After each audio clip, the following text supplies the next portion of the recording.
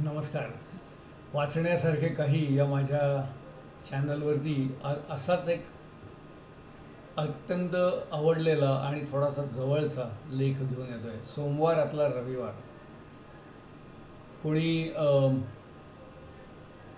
कौस्तुभ केळकर म्हणून आहेत, बहुतेक नगरचे असावेत. त्यांच्या लेखाला त्यांनी कौस्तुभ केळकर नगरवाला असं नाव दिलं आहे. तेव्हा अंदाज असा आहे की हे नगरमध्ये राहत असावेत.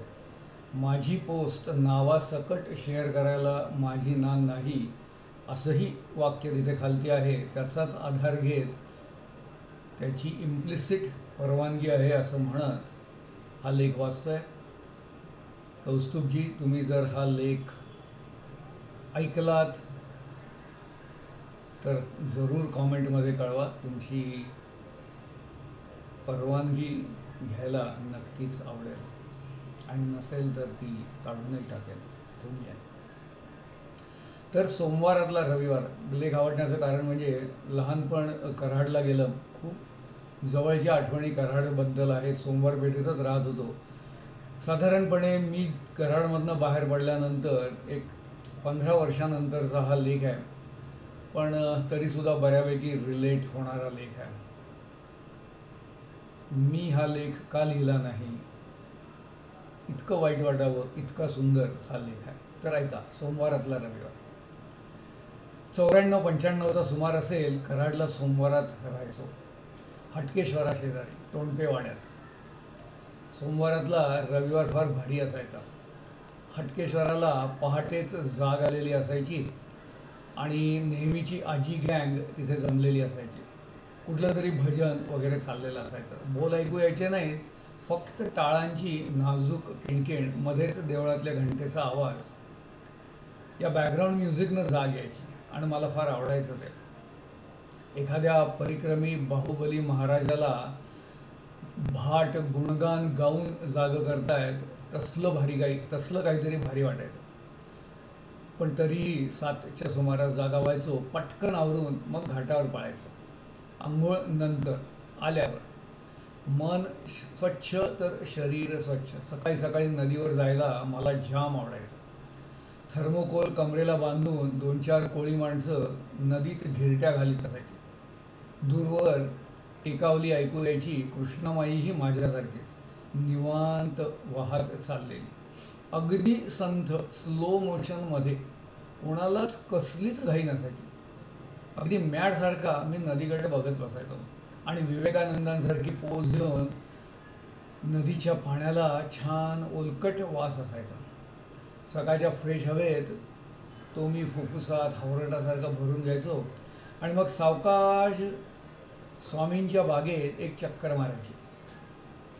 पलीकडे पंतांच्या कोटाकडनं बागेत उतरणाऱ्या काही पायऱ्या आहेत. तिथनं सगळ्या बागेचा भारी व्ह्यू मिळायचा. तिथं बसायचं. सगळीकडे हिरवळ, गुलाब वगैरे फुललेले असायचे.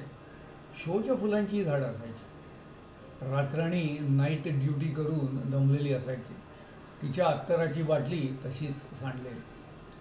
सगळ्या फुलांचा एक कॉमन रिफ्रेशिंग वास यायचा. नुसत्या हिरव्या लॉनचाही भारी वास असायचा. अगदी हिरवळ दाटे चोहीकडे सारखं. इथं श्रावण मास 12 महिने फुललेला.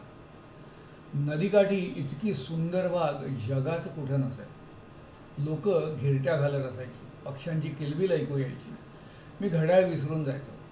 मध्येच कोणीतरी अल्लड, घारी गोरी सुबक ठेंगणी ताबडतोब झिनीझिनी ताण घेत पायऱ्या उतरून शेजारून निघून जायची. तिची ती आर्त आलापी काळजाला ड्रिल मारून जायची आणि मी फरशीवरून पाय घसरून सहज पडावं ना तसं तिच्या प्रेमातच पडायचो. इन्स्टंटली वाटायचं तिच्या पळत पळत तिच्या मागे जावं, हातात हात धरून प्रेमाची ड्युएट वगैरे गाणी गावीत वगैरे वगैरे. गडबडीत तिचा चेहरासुद्धा मी धड बघितलेला नसायचा. कसं काय कसं काय. रविवारी सकाळी मी आळसाच्या एव्हरेस्टवर असायचो. प्रेमाची ती ॲक्टिवा मी चालवतच नाही. 9-9:30 झाले असावेत. पुन्हा यायला सुरुवात. भूक लागलेली असायची. मग चला उठा पेन्शनरसारखा रमत गमत पावसकर गल्लीपर्यंत पोचायचं. अनुग्रहाची वेळ झाली. पावसकर गल्लीतनं खाली आलं की समोर अनुग्रह हॉटेल, तिथले पोहे मला प्रचंड आवडायचे. प्रचंड म्हणजे प्रचंड. तिथे बहुतेक वन मॅन शो असायचा. मालक, आचारी, वेटर सब कुछ एकच आदमी. मालक कानडी असावा बहुधा. बहुतेक कानडी माणसांच्या कानात केसांचा भरघोस फ्लॉवर फुललेला असतो ना, तसा याही मालकाच्या कानात होता. म्हणून आपला माझा अंदाज. काही असो, या पोह्याखातर मी वाटेल ते करायला तयार होतो. मनात आणलं तर मालकाच्या काळ्या बुटक्या सुदृढ मुलीशी मी डोळे झाकून लग्न केलं असतं. सॉरी, हे हल्ली असंच होतं. भावनेच्या भरात वाहत जायला होतं. पोहे पोटात टम्म फुगले की मुक्काम पोस्ट पाण्याची टाकी. तिथं पेपर वाचनाचा सामूहिक अड्डा सुरुवात टाइम्सपासनं. ते फारसं कम्फर्टेबल वाटायचं नाही. मटा, लोकसत्ता, सकाळ, पुढारी, ऐक्य, रविवार पुरवण्या असे मराठी पेपर बरे. तिथं चालणाऱ्या गप्पा तास दीड तास सहज निघून जायचा. पाण्याच्या टाकीसारखी निवांत जागा जगात दुसरी नसावी. ना कोई रोके ना कोई टोके. एंडलेस वाचन रवंत करत बसायचं. ओळख असो वा नसो भरघोस गप्पा व्हायच्या. आता वाजले की 12, आंघोळीची वेळ झाली. टाकीतलं पाणी सूर्यनारायणाच्या कृपेनं आपोआप तापलेलं असायचं. मग घाईघाईनं घरी टोणपेवाड्याकडे सावकाश पळायचं. अर्धा पाऊण तास मग निवांत आंघोळ. आंघोळताना थोडासा रियाज. छान फ्रेशीरभूत व्हायचो. आंघोळ करून दमतो बुवा माणूस. मग 15 मिनिटाची पॉवर नॅप. आंघोळ झाल्यानंतर जी झोप येते त्याला जगात तोड नाही. मनपसंत.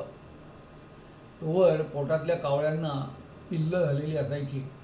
मग रिकाम्या पोटी बोपर्डीकरांच्या मेशीत खुरडत खुरडत पोहोचायचं. आनंदाचा बदाबदा धबधबा. तिथं ठरवल्यासारखा श्रीखंडपुरीचा बेत असायचा. तुडुंब पृथ्वी गोल आहे हे माझ्या पोटाकडे बघून समजायचं. जेवण झालं की हात सुकेपर्यंत गप्पा. डोळ्यावर झापड यायला सुरुवात झाली की कसं बसं वाड्यापर्यंत पोचायचं. ढारफूस ढांगा पलटी. 5-5:30लाच डायरेक्टली जाग यायची. रविवार संपून सोमवारची दुपार स्वप्न पडायला लागायची. सोमवार खाष्ट सासूसारखा दुष्ट वाटायचा. अर्धवट खरकट्या सबमिशनची आठवण यायची. सोमवारची डेडलाईन. हाही रविवार असाच वाया गेला. अरे कोण म्हणतं वाया गेला?